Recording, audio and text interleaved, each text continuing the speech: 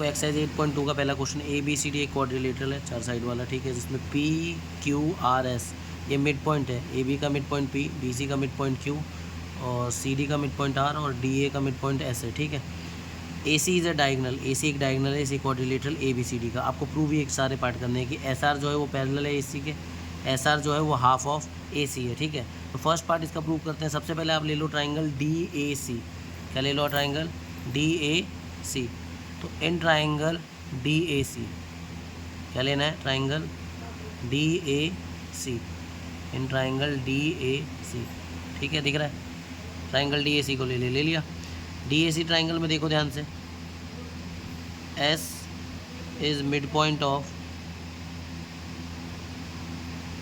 D A and R is mid point of D C, ठीक है। एक triangle में अगर दो मिड पॉइंट दिए हुए हैं, ठीक है, मतलब एक ट्राइंगल में एक लाइन जा रही है जो दो साइड के मिड पॉइंट है, तो वो तीसरे के पैरेलल होता है। ऐसा कौन कहता है? आपको पता है। ऐसा पैरेलल हो जाएगा ए सी के बाय मिड पॉइंट थ्योरम, ठीक। और मिड पॉइंट थ्योरम का एक रिजल्ट है, आपको पता है पहले से ही। मिड पॉइंट थ्योरम का रिजल्ट भी होता है क्या? एक कि एस आर जो होता है वो हाफ ऑफ ए सी होता है, ठीक है। समझ आ रही बात? अच्छा, इसको याद रखना। इसको नंबरिंग 1 दे दे रहा हूँ, इसको नंबरिंग 2, ये आगे काम आने वाला है क्योंकि। इसके बाद देखो क्या करना है इसके अंदर। अब आपको प्रूव करना है, ये तो हमने फर्स्ट पार्ट कर लिया। अब हमें प्रूव करना है कि पी क्यू जो है वो एस आर के बराबर है, ठीक है। पी क्यू को एस आर बराबर से साबित करने के लिए आपको क्या करना पड़ेगा?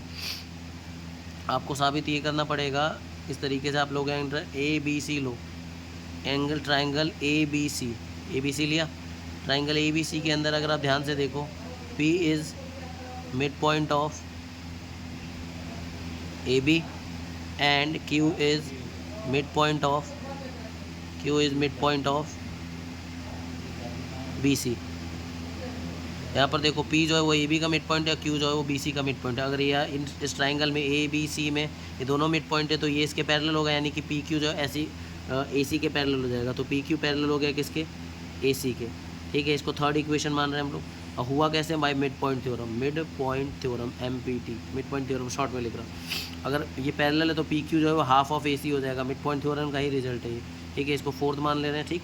अब ध्यान से देखना, अब हमें प्रूव क्या करना है कि पी क्यू जो है वो एस आर के बराबर। तो सेकंड वाले को और फोर्थ वाले को देखो, from second and fourth, second और फोर्थ की मदद से, ठीक है। सेकंड और फोर्थ की मदद से आप दिख रहा है क्या? ये सेकंड एंड फोर्थ की मदद से आप ध्यान से देखो, half of A C S R है, half of A C P Q है। इसका मतलब ये वाला पार्ट और ये वाला पार्ट मैच हो रहा है, ये चीज़ इसके बराबर है, ये चीज़ इसके बराबर, तो ये दोनों आपस में बराबर हो जाएंगे। तो एस आर जो है वो इक्वल हो जाएगा किसके? पी क्यू के। इसको फिफ्थ पार्ट मान लो, ठीक। अब ध्यान से देखो, ठीक है, फिफ्थ पार्ट हो गया ये। अब हमें क्या प्रूव करना है थर्ड पार्ट में? कि P Q R S parallelogram है। अगर पी क्यू आर एस को पैरेललोग्राम साबित करना है तो इसके लिए हमें क्या करना पड़ेगा?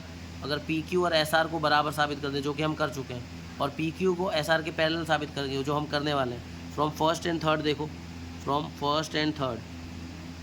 पहला दिख रहा है एस आर पैरेलल है ए सी के, एस आर ए सी के पैरेलल है। थर्ड दिख रहा है पी क्यू जो है वो पैरेलल है ए सी के, दिख रहा है, ठीक है। अगर पी क्यू ए सी के पैरेलल है, एस आर भी ए सी के पैरेलल है, तो फर्स्ट और थर्ड की मदद से एस आर और जो है वो पैरेलल हो जाएगा किसके? पी क्यू के। इसको सिक्स्थ मान लो।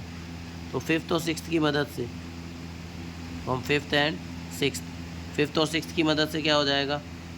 देखो, अगर किसी क्वाड्रिलेटरल की दो साइड्स इक्वल हों और आपस में पैरेलल हो तो हम कह सकते हैं कि वो क्या होंगे? पैरेललोग्राम होंगे। तो P Q R is the parallelogram. आई बात समझ? इस तरीके से करना है। मैं एक बार आपको उसकी इमेज दिखा दे रहा हूँ, ठीक। ये देखो,